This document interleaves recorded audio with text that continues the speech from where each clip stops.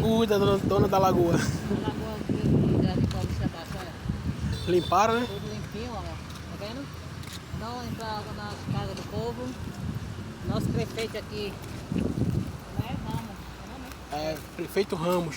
Não é um prefeito, não, é um pai. Olha, ali é cheio de jacaré, olha. Jacaré, né? É jacaré. Aqui tem jacaré, crocodilo, tem tudo aí. Jacaré, até mais longe. Tem que tomar banho. Achou o jacaré? Estão procurando. Tá ali, eu tava pulando assim, ó. Menina, como ele É. sobreviveu isso aí, hein? Tá vendo? Botaram um trator aí dentro pra cavar. E estão reproduzindo, hein? Estão reproduzindo eles. É. Menino, eles desceram porque tinha lá em São João. Sabe quem é São João? Aham, eu sei. Não tem ali seu Mário? Seu Mauro, é. Mauro. Aquele riozinho ali tinha jacaré. Tem. Um dia eles tinham um grande lá. Foi.